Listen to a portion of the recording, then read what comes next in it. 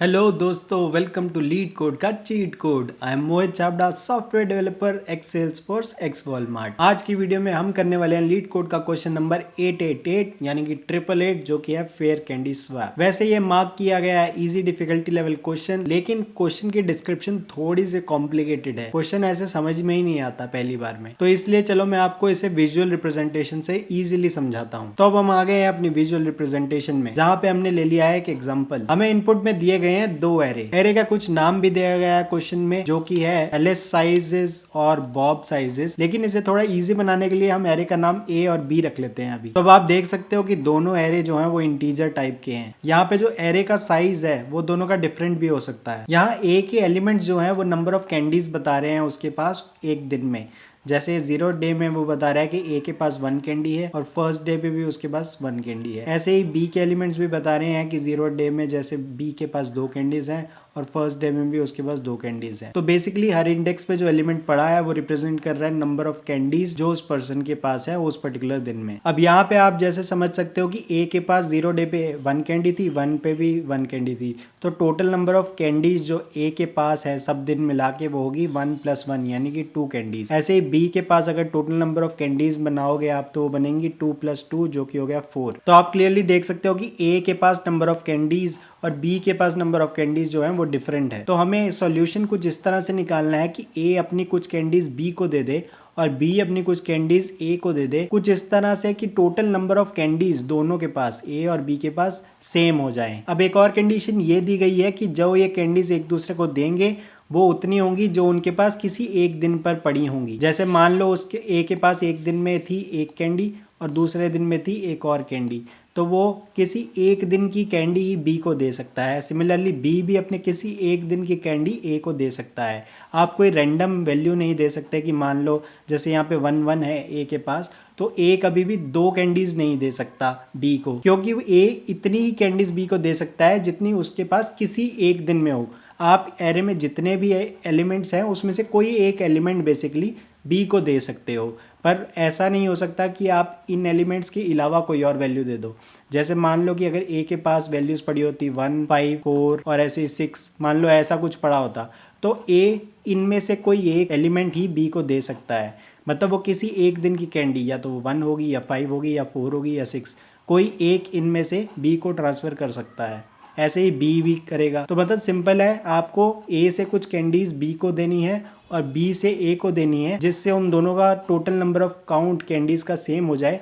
लेकिन आप कैंडीज सिर्फ किसी एक दिन की दे सकते हो। अब मतलब जैसे मान लो आपने ए का आईएथ डे की कैंडी दे दी और जे का जेथ डे की। अब आई और जे इंडेक्स अलग अलग भी हो सकते हैं। ऐसा नहीं है कि आप 0th का दे रहे हो इंडेक्स का ए का तो बी का भी 0th इंडेक्स का ही देना होगा, ऐसा कोई जरूरी नहीं है। आप हो सकता है कि ए का 0th इंडेक्स का दे रहे हो जबकि बी की आप फर्स्ट इंडेक्स की दे रहे हो। बस ये है कि किसी एक इंडेक्स का एलिमेंट आप एक दूसरे में ट्रांसफर कर सकते हो। तो जैसे हम इसी एग्जाम्पल की बात कर रहे थे, हमने देखा कि ए के पास 2 कैंडीज है और बी के पास 4 कैंडीज है। अब इसमें मान लो कि ए किसी एक दिन की कैंडी बी को ट्रांसफर कर देता है। जैसे मान लो 0 डे की कैंडी उसने बी को दे दी, तो ए के पास कितनी कैंडीज बचेंगी? तो उसके पास बचेंगी 2 - 1 जो कि होगी 1 कैंडी, करेक्ट। और बी के पास कितनी कैंडी बचेंगी? बी के पास हो जाएंगी 4 प्लस जो अब एक ए की कैंडी आ गई है वो, तो उसके पास 5 कैंडीज हो चुकी हैं। अब एक चीज तो हमने कर दी कि ए से बी को दे दिया, लेकिन अब बी से ए को भी तो देना है। तो मान लो बी में आप फर्स्ट डे जो आपके पास थी उस दिन की कैंडीज जो कि यहाँ पे 2 थी वो ट्रांसफर कर देते हो। तो अब इस केस में ए के पास कितनी कैंडीज हो जाएंगी? इसके पास 1 थी, तो 1 तो ऑलरेडी थी, तो 1 + 2 हो जाएंगी जो कि आपको बी से मिल रही हैं। तो टोटल कितनी हो जाएंगी? 3 कैंडीज हो जाएंगी ए के पास। और बी के पास कितनी बचेंगी? बी के पास देखिए 5 तो पहले थी, उसमें से उसने 2 कैंडीज दे दी ए को, तो कितनी बची? 3।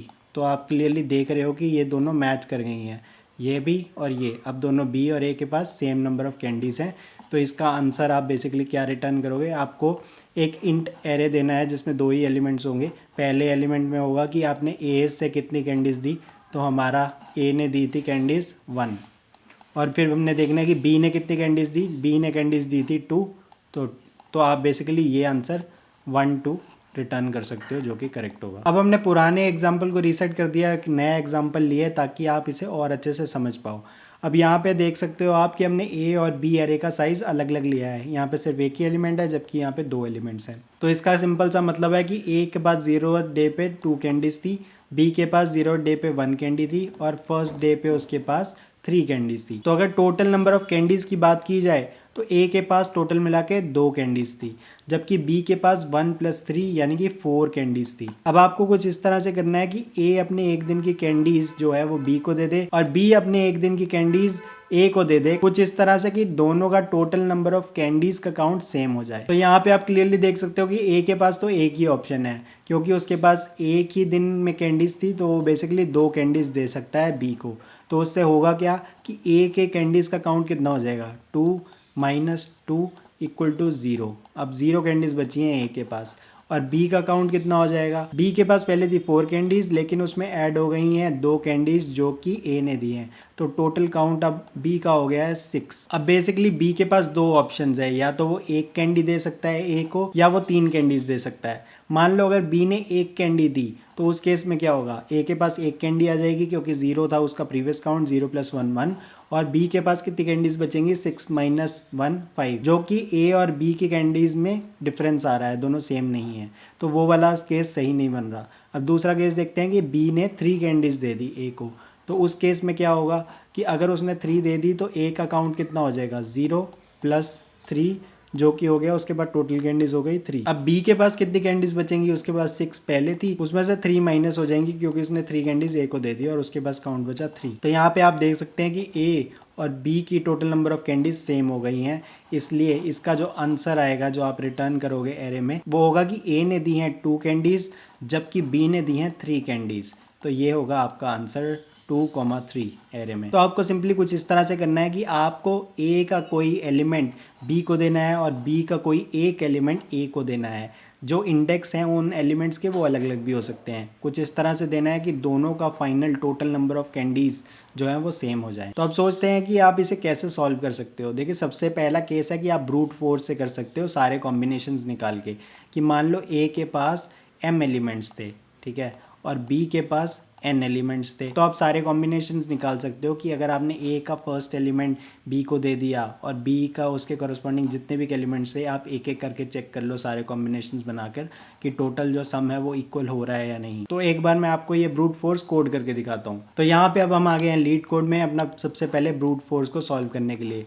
आप देख सकते हो क्वेश्चन में हमें दिए गए हैं 2 एरेज जिनका नाम दिया गया है एलिस साइजेस और बॉब साइजेस। हम इसका नाम चेंज कर देते हैं ताकि इजी रहे। इसको मैं ए दे देता हूँ और इसको मैं बी दे देता हूँ। तो सिंपल सा हो गया कि आपके पास 2 एरेज हैं इंट टाइप के और आपको फाइनली एक रिटर्न करना है एरे, जिसमें होगा कि ए का कौन सा एलिमेंट है जो आपने बी को दिया है और बी का कौन सा एलिमेंट है जो आपने ए को दिया है। तो सबसे पहले मैं एक एरे बना लेता हूँ जो हमारा आंसर होगा, बेसिकली उसको इनिशियलाइज कर देते हैं इंट। बेसिकली उसका साइज़ कितना होगा, वो 2 का ही होगा क्योंकि हमें बताना है ए ने कौन सा एलिमेंट दिया और बी ने कौन सा एलिमेंट दिया, तो वो सिर्फ 2 साइज़ का ही होगा जो आपका आंसर है। तो हमें निकालना ये है कि दोनों का सम इक्वल हो जाए, करेक्ट। तो हम सबसे पहले क्या करते हैं कि ए का सम निकाल लेते हैं और बी का सम निकाल लेते हैं। जैसे कि हमने यहाँ पे स्टार्टिंग में देखा था कि ए का सम कितना था, 2 कैंडीज था स्टार्टिंग में, वैसे बी का सम कितना था, 4 कैंडीज था। वैसे ही हम सबसे पहले सम ले लेते हैं, 2 वेरिएबल्स बना लेते हैं, सम ए रख लेते हैं और इसको इनिशियलाइज कर देते हैं 0 से। वैसे ही हम सम बी रख लेते हैं, उसको भी इनिशियलाइज कर देते हैं 0 के साथ।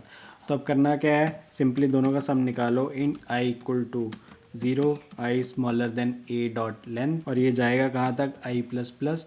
तो यहाँ पे आप क्या करोगे, सम a = सम a प्लस जो जो एलिमेंट आ रहा है आपका a का, तो ये हो गया। इससे बेसिकली आपको टोटल जो है स्टार्टिंग में सम a का वो आपको मिल जाएगा। ऐसे ही आप b का निकाल लो। उसके लिए आप क्या करोगे, int i = 0, i smaller than b dot length और i प्लस प्लस, और यहाँ पे आप कर दोगे सम b का, कर दोगे सम b plus b of i। तो इस तरह से आपने दोनों के इनिशियल सम रख लिए, सम a और सम b रख दिया। आप फाइनली चाहते हो आप इन दोनों को सेम कर लो एक एक एलिमेंट एक दूसरे को देने के बाद। तो अभी हम सारे कॉम्बिनेशंस निकालना चाहते हैं 2 एरेज के बीच में, और आप वो जानते हैं, आप वो सिंपली कर सकते हो 2 लूप्स लगा के। तो 2 लूप्स लगा देते हैं, जिससे हम करते हैं, सबसे पहले मैं ले लेता हूँ int i = 0, i smaller than a dot length i plus plus. इसके अंदर एक और लूप लगा लेंगे b के लिए क्योंकि हमें सारे कॉम्बिनेशंस निकालने हैं।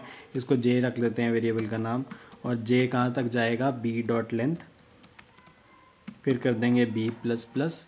अब इसके अंदर हम क्या करेंगे, अब सोचिए, आप लॉजिक सोचिए क्या करेंगे। हमें बेसिकली चाहिए कि सम ए और सम बी दोनों इक्वल हो जाएं। तो हम करना क्या चाहते हैं कि, तो अब आपको इसके अंदर कंडीशन क्या लगानी है, आपको सिंपल कंडीशन लगानी क्या है जो हमने यहाँ पे किया था कि जैसे आपने 2 मान लो कि आपने ए में से जा रहा है, तो आपने क्या किया कि सबसे पहले जो करंट सम था उसमें से 2 को माइनस कर दिया, करेक्ट।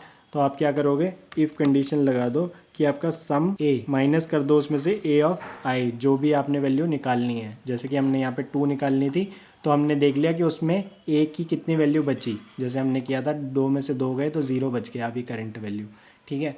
और उसके बाद हमने क्या किया कि जो भी आपने बी में से वैल्यू ऐड करवानी है, मतलब बी से जो आपने वैल्यू ए को देनी है वो आप ऐड करके देख रहे हो, क्योंकि हमने 0 में ऐड किया था। चाहे 1 ऐड करोगे, एक केस हो सकता है, दूसरा केस है 3 ऐड करोगे, तो हमने यहाँ पे वही चीज़ की थी। तो आप इसमें क्या करोगे, इसमें ऐड कर दोगे जो आप बी से ले रहे हो, वो क्या है, बी ऑफ जे, ठीक है। ये हो गया आपका लेफ्ट साइड। जो आपका ए वाला था उसमें क्या बनेगा, क्योंकि उसका टोटल सम था, उसमें से हमने एक एलिमेंट निकाल दिया तो हमने उसको माइनस कर दिया, फिर आपने प्लस कर दिया एक एलिमेंट जो आपको बी से मिल रहा है। अब इसको कंपेयर आपको किससे करना है, चेक करना है दूसरी साइड से। दूसरी साइड में भी हमने यही किया था, सबसे पहले जो आपको ए में से वैल्यू मिल रही है उसको ऐड कर दो। तो क्या करेंगे हम, तो सम ऑफ बी में ऐड कर दो आप जो आपने यहाँ से निकाली थी, यहाँ पे ऐड कर दी हमने ए ऑफ आई, ठीक है, हमने ऐड कर दी। अब उसके बाद हमने क्या किया, माइनस की जो हमने करंट वैल्यू निकाली है, जो बी से दी है वैल्यू, उसको निकालना भी तो पड़ेगा। तो हम यहाँ कर देंगे माइनस बी ऑफ जे, ठीक है। तो ये हो गई हमारी कंडीशन। सम ए था कि स्टार्टिंग में कितना सम था, उसमें से हमने एक एलिमेंट निकाला तो हमने माइनस कर दिया, उसमें प्लस किया एक एलिमेंट जो हमें बी से मिल रहा है। अगर वो इक्वल हो गया, जो दूसरी साइड का ओरिजिनल था उसमें ऐड कर दिया हमने जो हमें ए से मिला, और उसमें से माइनस कर दिया जो हमने ए को दिया। अगर ये हो गया तो यही तो हम चाहते थे। हमने करना क्या है कि आंसर जो हमारा है उसका 0th इंडेक्स पे हम डाल देंगे ए ऑफ आई, मतलब जो वैल्यू ए ने दी है, और जो आंसर का 1 इंडेक्स पे होगा वो क्या होगा, बी ऑफ जे, मतलब जो बी ने दी है। और इसके बाद आप सिंपली क्या कर दोगे, रिटर्न कर दोगे आंसर। तो ये केस हो गया। अगर ये ऐसा कोई भी केस नहीं बन रहा तो फाइनली आप नीचे जाके क्या रिटर्न करोगे, रिटर्न नॉर्मली कर दोगे आप आंसर, ठीक है। तो ये हो गया आपका केस। इसको मैं थोड़ा सा जूम आउट करके दिखाता हूँ आपको। तो यहाँ पे आप देख सकते हो हमने बहुत सिंपल सा कोड लिखा है। तो स्टार्टिंग में जो आपके ओरिजिनल एरे हैं आपने उनका सम निकाल के रख लिया है, फिर आपने सारे कॉम्बिनेशंस निकाल लिए हैं यहाँ पे, और उसमें आपने क्या चेक किया है कि जो पहले एरे का सम था उसमें से आपने ए में से कुछ एक चीज़ निकाली और बी में से जो आपको मिली है अगर वो इक्वल हो गई दूसरे एरे के केस में, जहाँ पे उसमें आपने ए से जो मिला था वो ऐड कर दिया और बी से जो निकाला वो माइनस कर दिया, तो आपने वही कर दिया। तो अब हम टेस्ट करके देखते हैं कि हमारे बेसिक टेस्ट कैसे चल रहे हैं। तो यहाँ पे हमारे बेसिक सारे टेस्ट केसेस चल रहे हैं। अब इसको सबमिट भी करके देखते हैं। तो अब हमने सबमिट किया है, हमारे सारे के सारे टेस्ट केसेस पास तो हो गए हैं, लेकिन आप देख रहे हो कि हमने सिर्फ 27.99% को बीट किया है। और इसकी टाइम कॉम्प्लेक्सिटी की बात की जाए तो हमने यहाँ पे 2 लूप्स लगा दिए हैं। तो 2 लूप्स का मतलब है कि अगर मान लो m है नंबर ऑफ़ एलिमेंट्स a के और n है नंबर ऑफ़ एलिमेंट्स b के, तो ये हो गई m इंटू n। अगर दोनों इक्वल मान लेते नंबर ऑफ़ एलिमेंट्स तो हो जाता n स्क्वायर, पर दोनों के अलग अलग मानो तो m इंटू एन हो गया है, जो कि हमारा वर्स्ट केस हो जाएगा। ये बेसिकली ब्रूट फोर्स था। तो मैं इसको आपको दिखा भी देता हूँ, यहाँ पे एनालाइज करते हैं इसकी कॉम्प्लेक्सिटी। आप यहाँ पे देख सकते हो m इंटू एन बन रहा है, या n इंटू एम, कुछ भी कह लो इसको। तो ये था हमारा ब्रूट फोर्स। इससे हमारा हो तो गया है, लेकिन ये कोई ऑप्टिमाइज सोल्यूशन नहीं है, क्योंकि हमने सारे कॉम्बिनेशंस बेसिकली निकाल लिए कि a का कोई एक एलिमेंट निकालो वो b में ऐड कर दो, और b का कोई एक निकालो a में ऐड कर दो। सारे ही आपने केसेस निकाल लिए और उससे आपने ट्राई कर लिया कि क्या ये सही हो रहा है या नहीं। तो अब हम चाहते हैं कि इसकी टाइम कॉम्प्लेक्सिटी हम थोड़ी कम करना चाहते हैं। तो आप ये कैसे कर सकते हो, सोचिए अगर आप इसकी थोड़ी सी स्पेस कॉम्प्लेक्सिटी बढ़ा दो तो ज़रूर आप इसकी टाइम कॉम्प्लेक्सिटी कम कर सकते हो। तो चलिए विजुअल फॉर्म में चलते हैं, हम इसको कैसे सॉल्व करेंगे। तो अब हमारा फोकस है कि हम स्पेस कॉम्प्लेक्सिटी थोड़ी सी बढ़ा दें, जिससे टाइम कॉम्प्लेक्सिटी थोड़ी कम हो जाए। पिछले केस में स्पेस कॉम्प्लेक्सिटी ऑफ 1 थी जो कि कांस्टेंट थी, अब उसको थोड़ा हम बढ़ाना चाहते हैं। अब हम करना कुछ इस तरह से चाहते हैं कि हम सारे कॉम्बिनेशंस दोनों को मिला के नहीं देखना चाहते। हम बेसिकली किसी एक एरे के सारे एलिमेंट्स एक हैश सेट में रख लेंगे पहले से ही। जैसे कि अगर आप b की बात करें तो हम b के जो एलिमेंट्स हैं वो हम एक सेट बना लेंगे, हैश सेट, उसके अंदर स्टोर करते रहेंगे। तो आप सबसे पहले जाएंगे 1 में, तो आपने 1 स्टोर कर दिया, और फिर आएगा 3, तो ये 3 भी आपने स्टोर कर दिया सेट के अंदर। अब इसके अलावा जो हमने पहले एक चीज़ की थी वो हम सेम टू सेम करेंगे कि इन दोनों का सम पहले ही निकाल के रख लेंगे। इसका सम कितना है, 2 और इसका सम कितना है टोटल 4। तो अब मैं आपको इसको दो सिंपल तरीके से समझाता हूँ। पहले तो समझते हैं जो हमने इक्वेशन फॉर्म में पहले किया था। हम क्या कर रहे थे कि जो सम ए होगा उसमें से हम माइनस करेंगे ए ऑफ आई की कोई वैल्यू, ठीक है, और उसमें हम कर देंगे ऐड बी ऑफ जे की कोई वैल्यू, करेक्ट, और वो इक्वल होना चाहिए किसके, sum of b minus b of j, ठीक है, कोई एक एलिमेंट आप इसमें से निकाल रहे हो और इसमें ऐड कर दोगे ए ऑफ आई, ठीक है। ये आपने लास्ट टाइम भी किया था। तो अगर आपको यहाँ पे बी ऑफ जे निकालना हो तो वो कैसे होगा, बी ऑफ जे, इसको यहाँ से यहाँ ले जाओ तो सिंपल मैथ जो आप करते हो तो इसमें क्या हो जाएगा, ये इस तरह से हो जाएगा, बी ऑफ जे जो इधर पड़ा ही था, ये वाला जो माइनस था ये इधर ले आओगे तो प्लस हो जाएगा, प्लस बी ऑफ जे, ठीक है, वो कितना हो जाएगा आपका sum b plus a of i. अब बी ऑफ जे नहीं लिख रहा मैं यहाँ पे क्योंकि वो मैं पहले ही इसको लेफ्ट साइड पे ले गया हूँ, और जो यहाँ पे थे मैं इनको यहाँ पे ले आया हूँ, तो एक और हो जाएगा ए ऑफ आई, ठीक है, और माइनस हो जाएगा सम ऑफ ए, ठीक है, यही बनेगा। जो बेसिकली बी ऑफ जे को आप यहाँ ले गए और बाकी एलिमेंट्स को इधर ले आए, तो सम बी यहाँ पे ऑलरेडी था, ए ऑफ आई यहाँ पे ही था, यहाँ पे माइनस था ए ऑफ आई तो यहाँ आके प्लस हो गया, और सम ए यहाँ पे प्लस था तो यहाँ आके माइनस हो गया। तो ये कुछ इस तरह से हो गया 2 इंटू बी ऑफ जे, ये किसके इक्वल होगा, sum B minus sum a plus 2 of a i, ठीक है, ये इसी तरह से बन गया कुछ। और अगर आप 2 को वहाँ से यहाँ पे ले जाओ तो वो कुछ इस तरह से दिखेगा आपको कि b of j equal to sum of b minus sum of a divided by 2 plus a of i, कुछ इस तरह से बन गया आपका, बिल्कुल बन गया ना। या फिर आप इसको ऐसे इक्वेशन फॉर्म से करने की जगह आप इसको एक और सिंपल तरीके से भी सोच सकते थे कि जैसे मान लो आपने ए एरे का सम पहले निकाल लिया जो आपका सम ए है, और आपने बी का भी निकाल लिया जो कि सम बी है, तो आप चाहते हो कि दोनों का सम जो है फाइनली इक्वल हो जाए, यहाँ से इधर दे दो चीज़, वहाँ से इधर दे दो, तो इक्वल कैसे होगा, मतलब टोटल का हाफ चाहिए ना, मतलब आपको कि हाफ यहाँ हो जाए हाफ यहाँ हो जाए तभी इक्वल होंगे। तो हाफ कैसे होगा, मतलब वो सिंपल सी बात है कि हाफ हो जाएगा सम ए प्लस सम बी, ये हो गया आपका टोटल, इसका डिवाइडेड बाय 2 कर दो, यही है, दोनों साइड हाफ हाफ हो जाए तभी तो होगा। तो आप बेसिकली चाहते थे कि दोनों साइड इतना सम हो जाए, तो आप सिंपली ऐसा भी कुछ सोच सकते थे, यही सेम चीज़ मैं आपको यहाँ पे करके दिखा रहा हूँ। तो ये आपकी रिक्वायरमेंट है कि फाइनली इतना आप चाहते हो। अब आप सोच रहे हो कि ए में से कोई एक एलिमेंट निकाल लें, ठीक है, तो आप सोचना चाह रहे हो कि बी में से कितना आए कि इतना बन जाए, तो आप क्या करोगे, सम ए में से माइनस कर दिया कोई एक एलिमेंट जो आप ए में से निकाल रहे हो, तो आप क्या करोगे ए ऑफ आई, ठीक है, माइनस कर दिया, प्लस आपने इसमें कर दिया बी ऑफ जे, ठीक है, वो कितना चाहिए आपको फाइनली, वो इतना ही चाहिए जितना हमने ऊपर निकाला है, क्योंकि फाइनली आप इक्वल चाहते हो, इक्वल जो है अमाउंट इतनी चाहते हो। तो इसमें भी अगर आप निकालोगे इसी सेम सिचुएशन में से, तो बी ऑफ जे कितना हो गया, बी ऑफ जे हो गया आपके पास यही जो आपने ऊपर निकाला है sum a plus sum b divided by 2, उसमें से माइनस हो जाएगा सम ए क्योंकि ये उधर चला जाएगा, और प्लस हो जाएगा ए ऑफ आई। तो वो फाइनली आपको सेम टू सेम यही सिचुएशन करके दे रहा है। तो ये जो इतना हमने लॉजिक लगाया है ये आप सिंपली इस तरह से भी सोच सकते थे कि फाइनल आपको चाहिए था sum a plus sum b divided by 2, क्योंकि दोनों में हाफ हाफ चाहिए ना, इक्वल कैसे होगा, दोनों में हाफ हाफ अमाउंट चाहिए आपको। तो आपने अगर आपने निकालना है कि बी में से आपके कौन सा एलिमेंट निकाल रहे हो, तो वो आप क्लियरली ईजिली इस वे से निकाल सकते हो, इस तरह से भी कर सकते हो। अब हम बी का एलिमेंट क्यों निकाल रहे हैं, वो इसलिए क्योंकि हमने सेट में वो हमने ऑलरेडी स्टोर करके रखी हुई है। तो इंस्टेड ऑफ आप पूरा लूप चला के चेक करने के कि बी में क्या वो एलिमेंट प्रेजेंट है या नहीं, जो हमें ऑलरेडी यहाँ पे मिल गया है इस फार्मूला के थ्रू, वो चेक करने की जगह हम सिंपली सेट से चेक कर लेंगे कि क्या वो प्रेजेंट है या नहीं। क्योंकि अगर आप एरे में चेक करते हो तो उसमें उसको सर्च करने के लिए ओ ऑफ एन लग जाएगी वर्स्ट केस, जबकि आप सेट में करते हो तो बेस्ट केस में यहाँ पे ओ ऑफ 1 में हो जाएगा। तो चलिए मैं आप इसको कोड करके दिखाता हूँ जिससे आपको और अच्छे से आइडिया लगेगा। तो यहाँ पे मैंने लीड कोड पे अपना पुराना कोड रीसेट कर दिया है ताकि हम नया कोड लिख पाएँ जो कि थोड़ा टाइम कॉम्प्लेक्सिटी में ऑप्टिमाइज होगा। तो क्योंकि हमने यहाँ पे हैश सेट यूज़ करना है तो सबसे पहले मैं एक बना देता हूँ, सेट ले लेते हैं हम इंटीजर टाइप का, क्योंकि इंटीजर स्टोर करेंगे उसका नाम भी सेट रख लेते हैं, और उसको इनिशियलाइज कर देते हैं हैश सेट से। यहाँ पे हमने ये कर दिया है।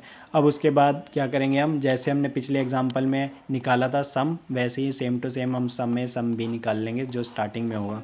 तो क्या है आपके पास, सम ए स्टार्टिंग में होगा वो 0, और सम बी जो भी होगा स्टार्टिंग में 0, ठीक है। तो इनकी वैल्यूज़ आपने सेट करनी है, तो क्या करेंगे, एक लूप लगा देते हैं int I equal to 0, I smaller than जो आपका ए डॉट लेंथ है और इसमें आई प्लस प्लस, तो इसमें करना क्या है आपने, sum a equal to sum a plus a of i. तो इस तरह से आपके पास जो ए है उसकी पूरे सम मिल जाएगा जो इनिशियल वैल्यू थी।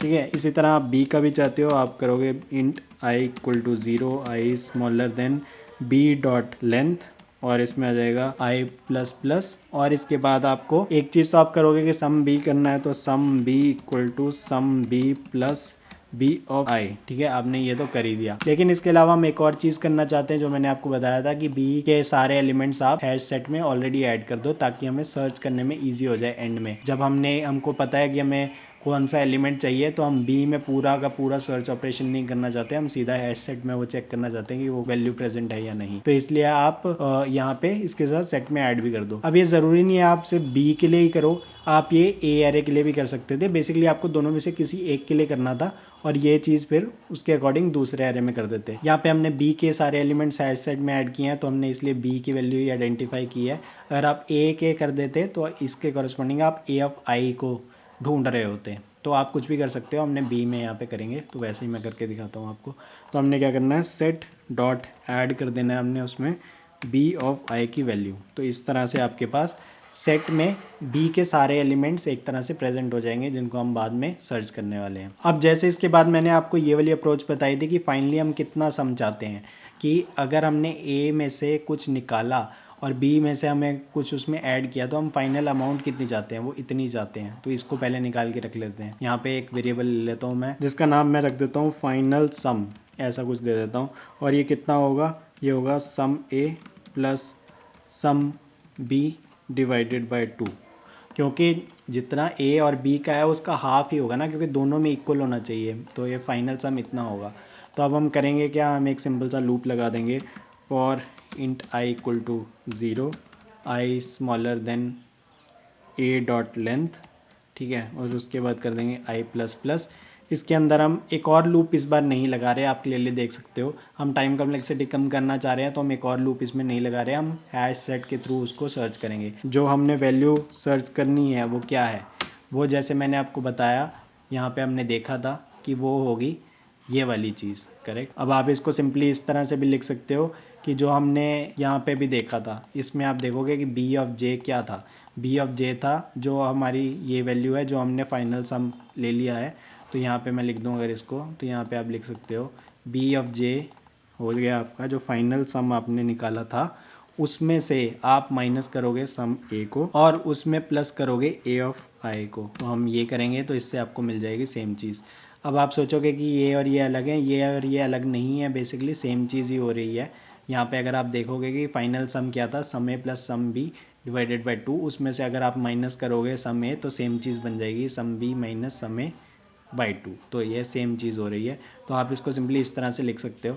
आप क्या लिखोगे, फाइनल सम जो आपको चाहिए उसमें से आप माइनस कर दोगे सम ए, ठीक है, और उसमें आप ऐड कर दोगे जो भी आप वैल्यू इसमें से निकाल रहे हो, वो है ए ऑफ आई। ठीक है, तो इस तरह से आपको वैल्यू मिल जाएगी जो आप चाहते हो कि बी से आपको वो मिले। तो ये हमने किया है, तो हमने ये बेसिकली कर दिया। अब क्या करोगे आप, हम यहाँ पे सिंपली सेट में चेक करेंगे, if set dot contains value, अगर ये वैल्यू प्रेजेंट हुई सेट में तो आपने सिंपली क्या करना है, एरे जो आपका है उसमें ये वैल्यूज़ डालनी है। तो हमने एरे बनाया नहीं है तो वो बना लेते हैं, ऊपर डाल देते हैं int answer equal to new int जो 2 लेंथ का ही होगा वो, ठीक है, 2 साइज़ है।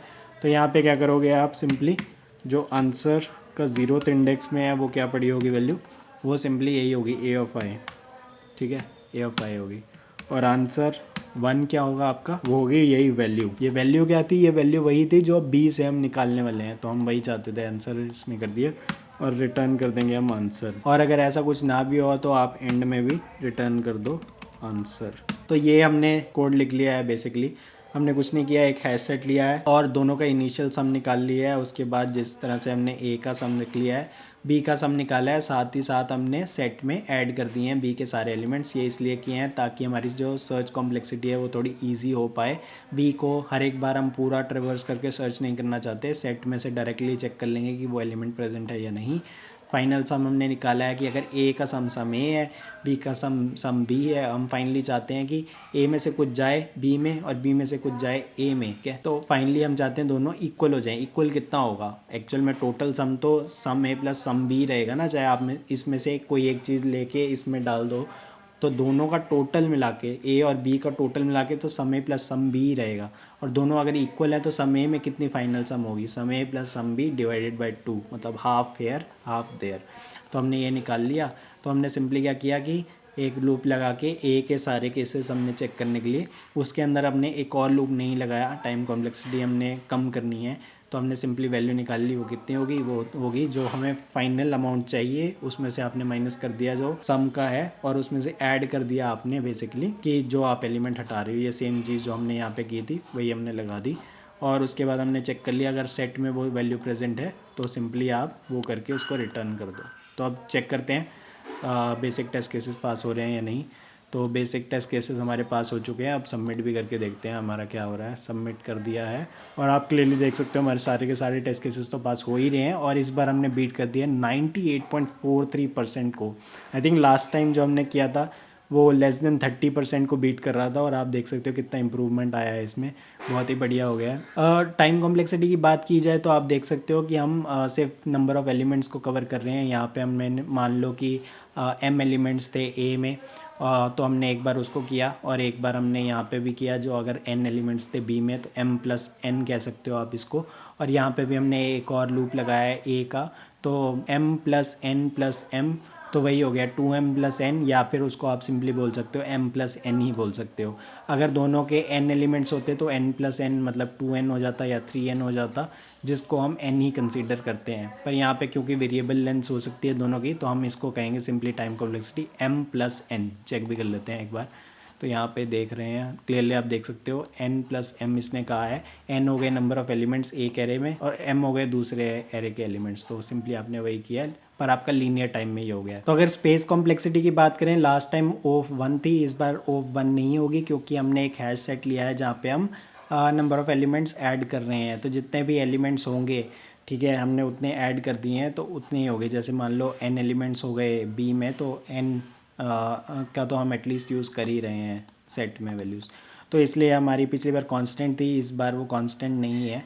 इसमें नंबर ऑफ़ एलिमेंट्स बढ़ गए हैं इस बार, पर बेसिकली हमने अपनी जो टाइम कॉम्प्लेक्सिटी है वो रिड्यूस कर दी है थोड़ी सी अपनी स्पेस कॉम्प्लेक्सिटी बढ़ा के। आई होप आपको थोड़ा क्लियर हुआ होगा क्वेश्चन। थोड़ी डिस्क्रिप्शन इसकी डिफिकल्ट है, लेकिन आई होप आपको इससे थोड़ा कुछ समझ आया होगा। इन केस अगर आपके कोई भी डाउट्स हैं तो प्लीज़ कमेंट सेक्शन में जाकर कमेंट करिए। इन केस अगर आपके पास कोई इससे बेटर सोल्यूशन है, ऑप्टिमाइज्ड है, तो प्लीज़ वो भी बताइए, सबके लिए हेल्पफुल होगा। Alright then, this is Mohit Chabda signing off. Subscribe to the channel and thanks for watching.